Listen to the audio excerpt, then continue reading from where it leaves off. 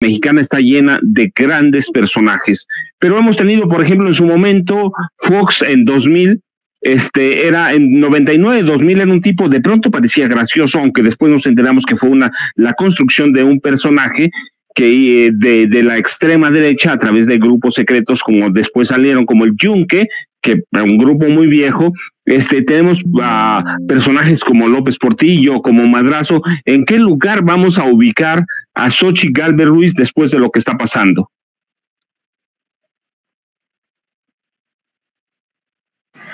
Curiosamente, creo que la imagen que ella misma creó en su relato, en la autoconstrucción de ese relato que intentó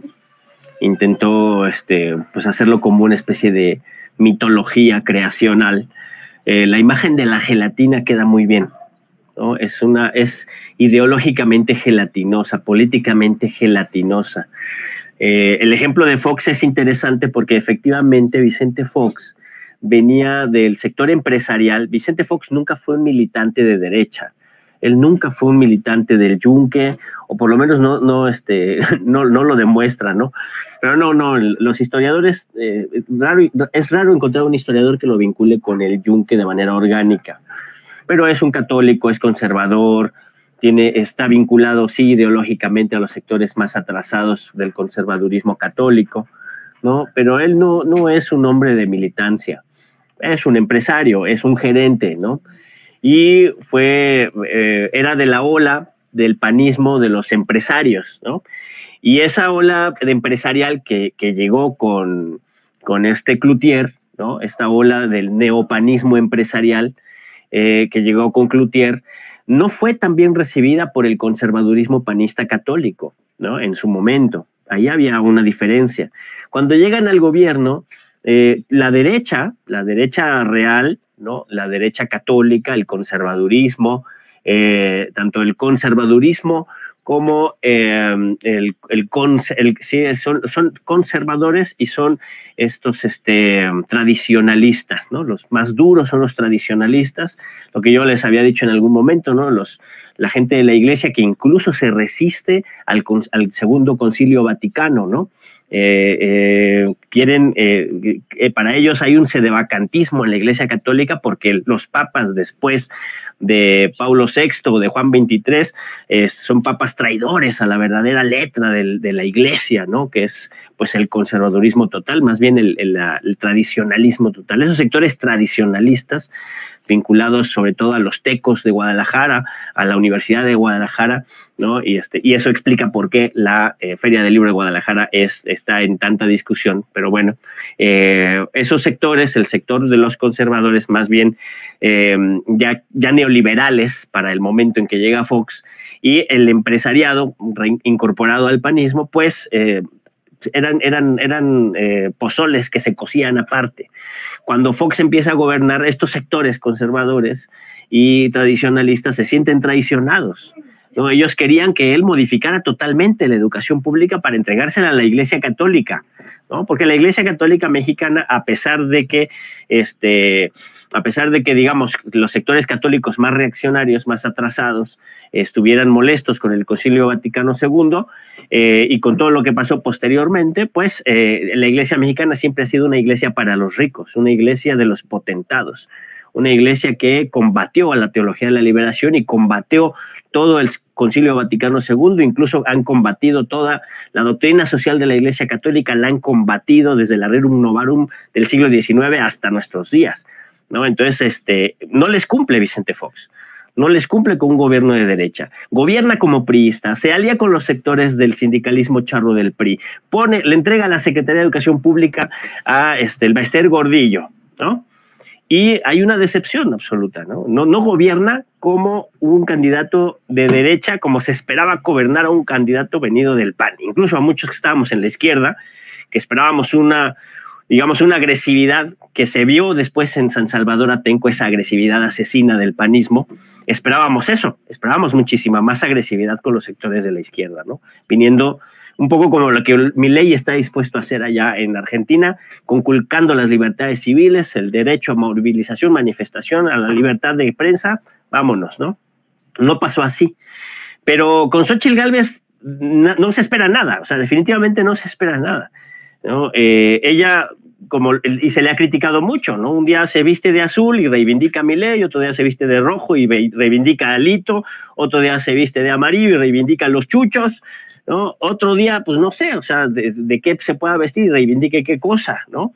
No dudo, y fíjense, yo lo digo como chiste, pero ahora que estamos en un momento de tanta apertura en el movimiento, imagínense que de repente ella se cansa y dice, no, ya me hice de izquierda, y se sale del frente aquel y dice, mejor me quiero ir a Morena a apoyar el proyecto de Claudia Sheinbaum. Imagínense, ¿no? Y eso podría ser más redituable políticamente para ella que seguir ahí donde está, ¿no? Pero ideológicamente es una gelatina, ¿no? No se le puede relacionar con ningún sector, ¿no? Ella se esfuerza por relacionarse con los indígenas, nunca ha pertenecido al movimiento indígena. Si es o si no es, o si lo que está haciendo es una apropiación cultural, es otro debate, pero nunca ha pertenecido a ningún movimiento indígena, y por lo menos, digamos que desde 1994, ese movimiento se puso al centro, y todos los que hemos militado de alguna manera en la reivindicación de los derechos humanos, en la reivindicación de la defensa de la tierra o en las banderas de la izquierda, todos hemos pasado por la vinculación con movimientos indígenas, ¿no? Bueno, pues ella no.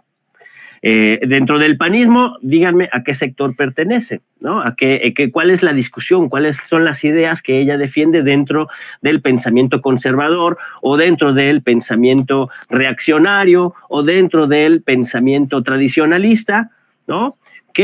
¿Cuál es la corriente de la Iglesia Católica que ella defiende o a la que ella pertenece, ¿no? ¿Cuál es la escuela? ¿Cuál es la lectura del Evangelio que ella tiene? ¿Cuál es la interpretación que ella tiene del Evangelio o de los estatutos del PAN vinculados al humanismo del Evangelio? Pues no, eso no lo vamos a encontrar en Xóchitl. Y tal vez ya en ningún panista, porque los panistas ya no estudian como antes estudiaban. Y si nos vamos al PRI, ¿qué tiene de priista? Pues lo neoliberal nada más, ¿no? Porque ¿a poco ella habrá aprendido algo del nacionalismo revolucionario? Que más bien una gran parte del nacionalismo revolucionario pues fue lo que se salió con la corriente democrática, y luego se fusionó en el Frente Nacional Democrático, en el PRD, y ahora está en Morena, más bien, ese nacionalismo revolucionario que le quedaba al PRI allá en los años 80, ¿no? ¿Qué de eso? ¿A qué de eso responde Xóchitl Gálvez? ¿No? Pues dice que es trotskista. Pues en entrevista con compañeros del Partido Revolucionario de los Trabajadores, con Edgar Sánchez justamente, que es trotskista desde niño, afortunadamente sigue vivo, y él dijo, pues yo no identifico de ninguno de los, porque además eran poquitos, ¿no? De ninguno de los círculos trotskistas que había en la época, de las diferentes organizaciones que había de los años 60 para acá, en ninguno ubicamos que haya estado esta compañera, ¿no? Porque además es un movimiento pequeñito, el movimiento trotskista es un movimiento pequeñito. Si el movimiento socialista y comunista es relativamente pequeño, el trotskismo es un 10% de todo eso, se conocen todos. Bueno, pues a esta no la conocen. ¿Cuál es su filiación trotskista? Pero además, aunque sí hubiera estado afiliada, no se le nota. No tiene argumentos, no tiene lenguaje, no tiene la lectura, no los tiene. Entonces, pues eso es una gelatina de muchos sabores, una gelatina de muchos colores. Cuando tú agarras pintura y la combinas, mezclas todos los colores y los revuelves, se hace una especie de nata grisácea, café, a veces llegándole al negro. Yo creo que están en esa situación. Es una mezcolanza de tanta mugre que no tiene ya definición, que no tiene alcances, y tampoco tiene sustancia, y tampoco cuaja, ¿no? No creo que sea el peor candidato que hemos tenido en la historia, pero creo que es de los más risibles, y afortunadamente, por la lucha de nuestro pueblo, por el bien hacer de nuestro gobierno, no tiene oportunidad de ganar, y eso me hace sentir muy bien. Mire, Molay tiene razón. Vicente Fox es uno de los llamados neopanistas, que llegó al partido por otras razones empresariales, ciertamente, pero en el camino se mostró que en la construcción de su personaje, porque él es un gran actor, Lo dicen algunos de sus allegados, José María Carlos Abascal Carranza, que ese sí era yunque, Ramón Muñoz Gutiérrez, que también era yunque, algunos otros ayudaron en la construcción, y hay evidencias, ayudaron en la construcción de un personaje.